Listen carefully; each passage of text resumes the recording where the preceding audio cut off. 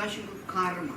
Complicated matters. So please also again, let go of, it's a system of reward and punishment. Let go. Let go of there's somebody there controlling the whole thing. Let go. The only thing that is controlling is your mind. Yeah, the only thing that is creating the karma is your mind, the karmic imprint. The only thing that can purify it is your own mind. The only thing that will experience it is your own mind. And when they talk about results, they don't. We think about objective results, something outside. It's only subjective result, how you experience whatever is happening, either as suffering or as happiness. Yeah, like this. So it's very complicated. It's very complex. So don't think you understand. And just take it as a theory before you start, applying it to your own life and this and that. And then maybe when you understand a little bit better, you can start to look. Because otherwise it gets too heavy. There's a lot of guilt coming up, and all these kinds of things. And instead of it being helpful, it's actually more harmful. So maybe this is what you came up in your discussion group. So, Shachar, are you going to tell me? But last time there was no one sentence that can conclude everything. Okay. So I'm gonna read a few sentences. Okay. Well, can you speak loud, please? I'll try. The first thing that came out that some felt a difficulty with connecting to the idea of working for a reward. And then another voice came up with a feeling that something was always keeping him safe in dangerous situations. And a different voice said that he could see the evolution of a certain direction where she purified her karmic. She did some purifying actions to burn something, and she saw the results.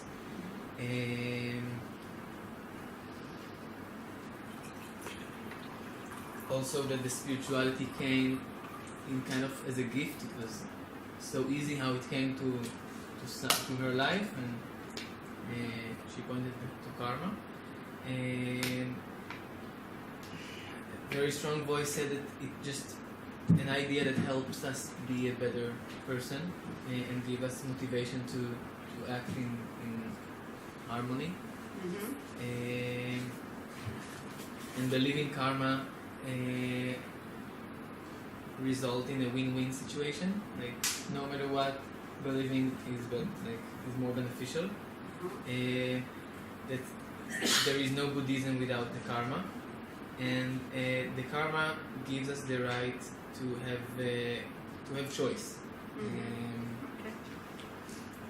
And there was the last thing that came up, that when we experience something negative, the idea of karma is kind of a relief that I can burn something it's good, so it's not the mind.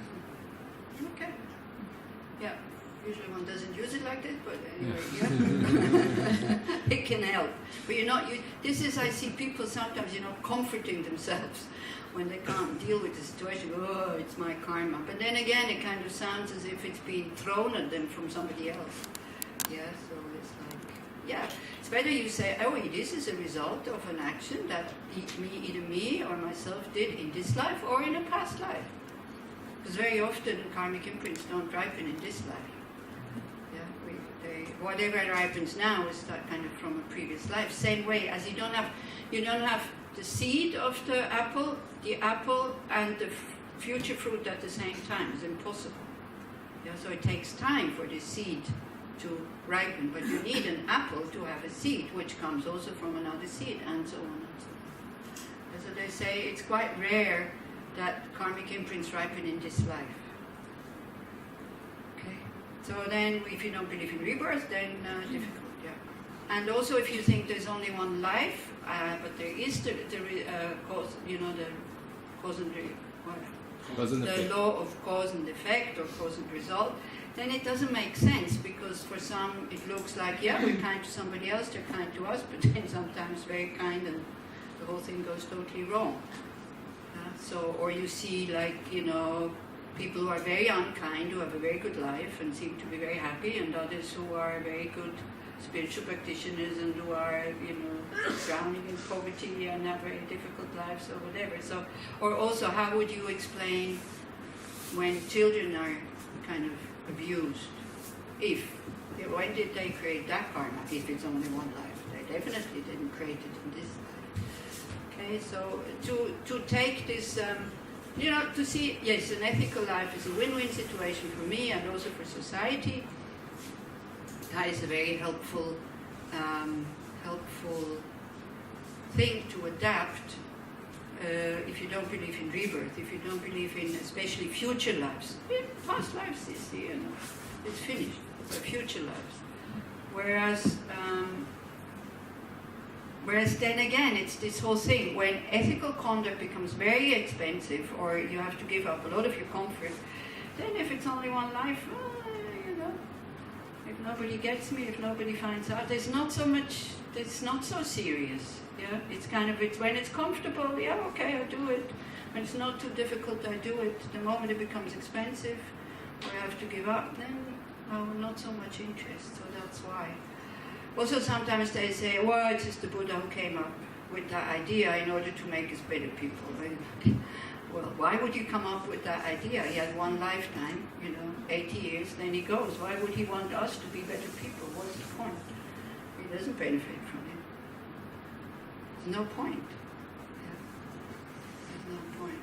Also, as a parent, you're not inventing things to tell your children, so that's something that is not true. At least you shouldn't do it to make them do something that is not true. You're not inventing consequences that are not true, but sometimes they do. Like, sometimes parents, like when I was at the South Pacific, the parents would tell the kids, if you don't behave, the white man is coming to get you. Right? She was a white woman, I think. So then at the beginning, I was in a very small village. When they saw me, the kids went like, and I thought, what the heck is going on? So I am that person who is coming to get them and to kidnap them and eat them or something like that. So this is why, like inventing stories like that. You think it's helpful? Definitely not. So it's not just an idea of the Buddha. It's like the Buddha, as I said, didn't sit down and write these things. He saw it by his clairvoyance that he had achieved by attaining awakening. Yeah. Okay. Another group? Yeah.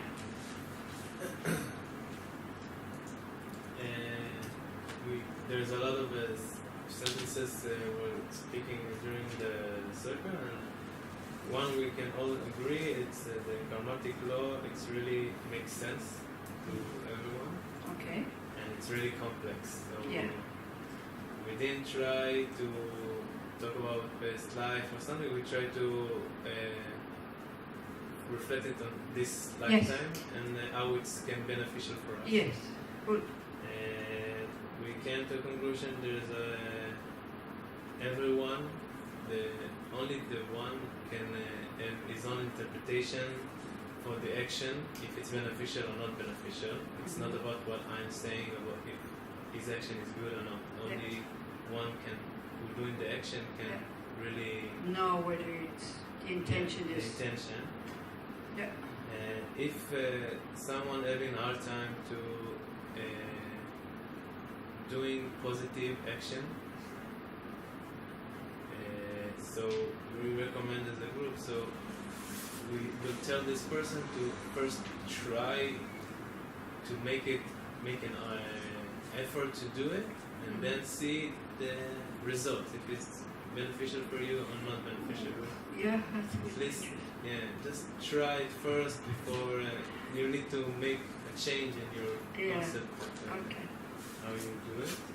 Yeah. can. The first step is to abstain from negative actions before we run out to positive actions. But yeah, you can try. But then there's a lot of expectations, which is already there. Now, if I'm kind to you, I expect you to be kind to me also. So, and then when it doesn't happen because of this expectation, we get really angry and hurt or whatever. So Yeah. So. Mm. And after one can do practice by be aware of his action, he can realize what's beneficial and not beneficial for his own spiritual path. I think so. Yeah. It's individual for each person. Yeah.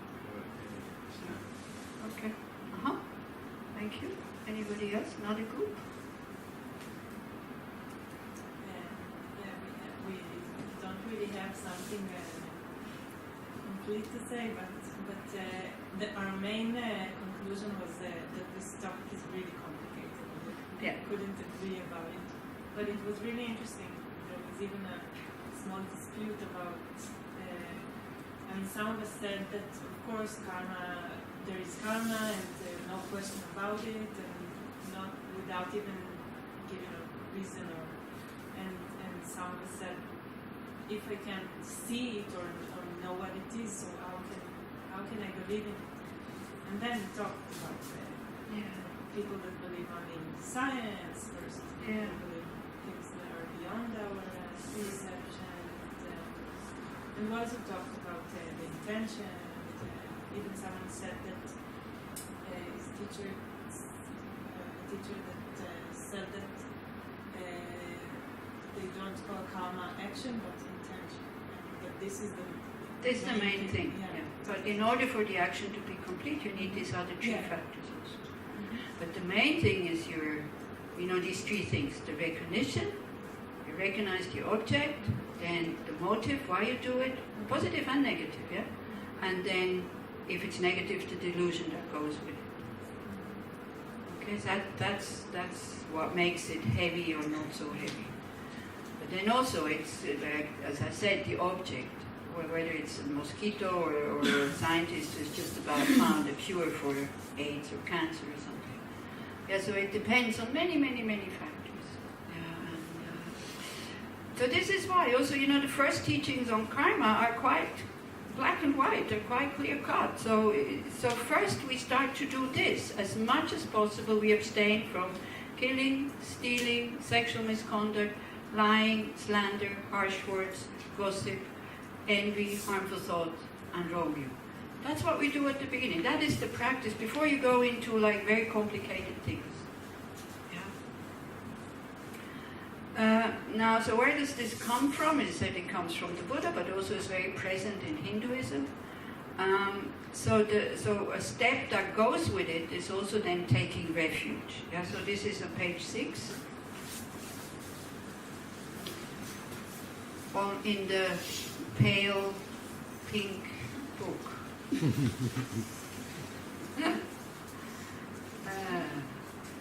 Okay. So when you take refuge in the Buddha Dharma Sangha, something also that I think I forgot to put. In order to take refuge, you need 2 mental factors. You can write it in if you want. And you might be surprised that one factor that you need is fear. Fear of the suffering in samsara. Fear of not knowing what brings happiness and what brings suffering. But especially fear that if you do not have any methods to get out of samsara, will the suffering will increase. Yeah? The second mental factor is having trust and faith in the Buddha's teachings. So that only comes by studying, reflecting on, or hearing the teachings, reflecting on it, and then trying to train it, or trying to put it into practice, or meditating on it. That faith comes from there. It needs to, for you, because it's difficult to do spiritual practices. Yeah, it's difficult to let go of your ego. It's not easy to be ethical. Yeah, and as I said, even if we are, really ultra careful. Not to do any of these negative actions, even positive actions, we all do with the wrong view of there's a real I doing a real action to a real other. So somehow from Christianity, what one learns is like these 10 commandments. You do them, you're okay. Yeah? This is what I think Christianity is all about. I don't know how it is in Judaism. It's like, and then you go to heaven after death, and that's it.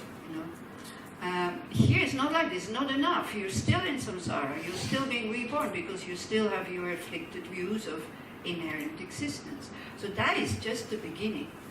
Yeah? And so by taking refuge, by seeing the Buddha as the doctor, the Dharma as the medicine, and the Sangha as the nurses, or the carers, you also make a few commitments, what you will do.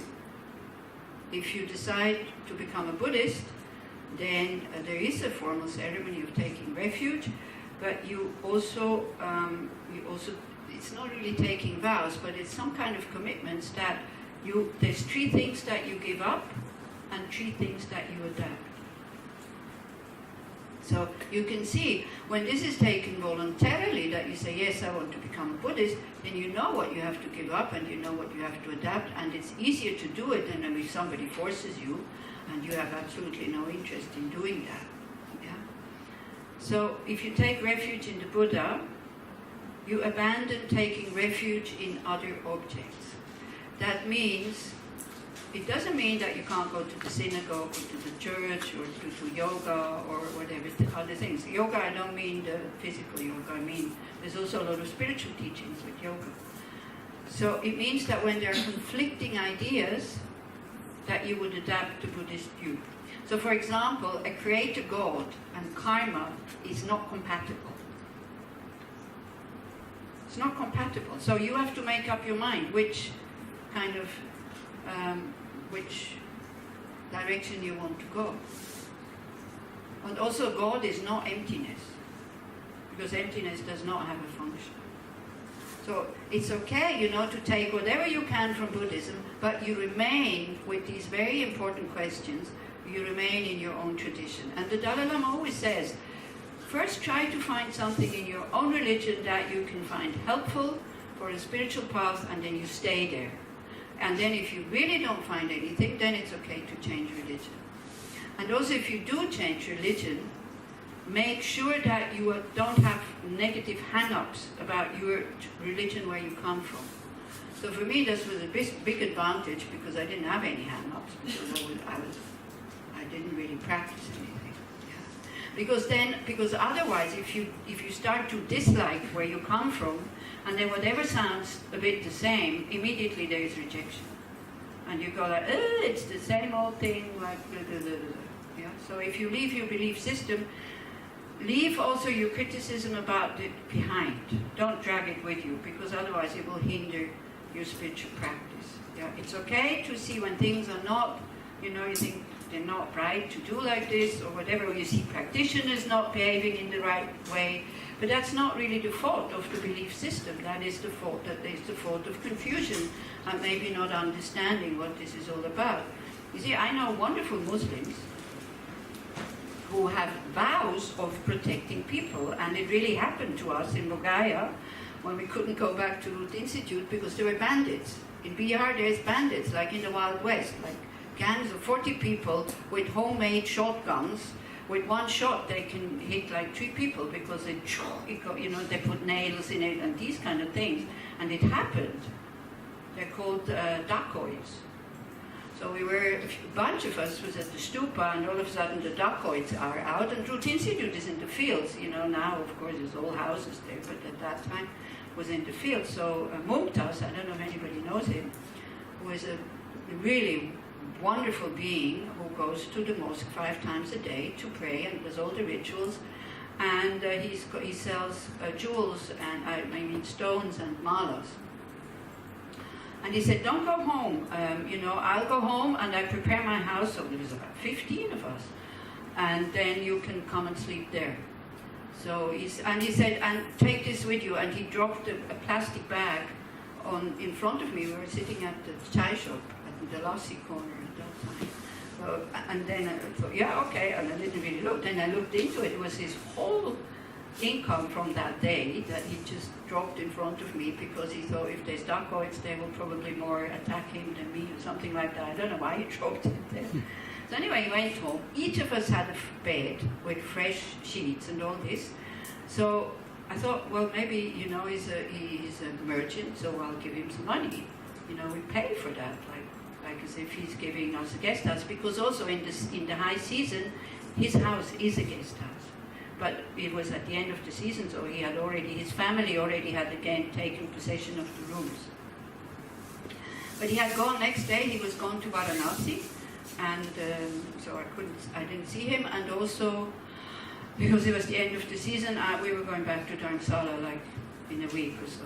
But he came to Dharamsala to sell his malas because the Dalai Lama was teaching. So I went to him and said, Mumtaz, I would like to give you some money. And he looked at me, he said, for what? I said, because he let us sleep there for one whole night, like the 15 of us. And he said, that has no meaning, you giving me money. This is my duty. And he really meant it. So, maybe, Islam maybe is teaching all these violence and all this. Some people who practice tell me, but the jihad is against your own delusions, your negative emotions. So, I don't know. So it might be an interpretation that creates a lot of suffering that is really not beneficial. Yeah. So this is like taking refuge in the Buddha. You abandon taking refuge in other objects. If you find something in another belief system or in another philosophy or science that supports your view on Buddhism, by all means take it. But whatever is conflicting, you would take it. So why is it like this? Because the Buddha says, once you belong to me, you're not allowed to go anymore. You think it's because of that? His true face has come out. Yeah. You made a promise to follow me. Now you want to go somewhere else. I will punish you. Do you think it's like this? No. Why is it? Why is that thing that you make a commitment? Maybe because once you face a challenge and you go to a different path, you face the same challenge again and you go nowhere. Yeah, so that we're not jumping around from one tradition to the other, which many people do. And out of this came a whole system that was called New Age. Where like everything is mixed together and everything makes you feel good. And everything is about compassion, and there's candles, and there's maybe music playing. You're lying down for your meditations and you meditate on compassion. You open up your chakras and you go out, and then somebody bumps into you and your chakras are closed again. Sorry, we're making fun of it a little bit. It can have some benefit that some people would never go to a Buddhist course, but because they started with New Age, all of a sudden they saw, maybe not so complete, and then they're ready to go to Buddhist courses.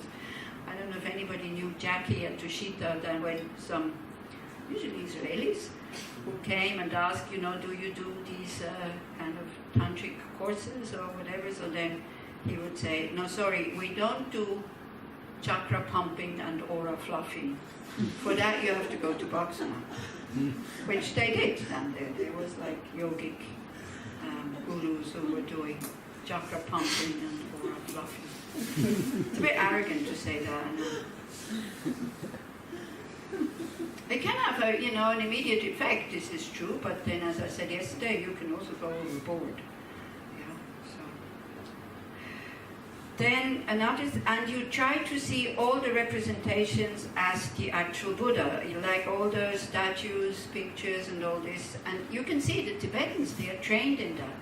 So when they have a statue, no matter how cheap it is, no matter how not so kind of nice looking it is, they bow in front of it, very naturally, because they see the Buddha they project the Buddha in there. Yeah, so this is what you would do. Us Westerners, I'm not so sure, especially here, because there's this whole thing that you shouldn't have any statues and all that. So again, if it's not helpful, then that thing, I think you can kind of leave it. But by seeing the Buddha, it should remind us of our path. This is what it's for, because we keep forgetting. Yeah. Representations means only like statues and statues, pictures. No person that represents the Well, Buddha. if there's somebody who comes, hello, I'm the Buddha, No. I would be No. careful. There are no people that represent the Buddha. It's only like the statues and the... Yeah. It's like, actually, it is a vow if you are Buddhist teacher.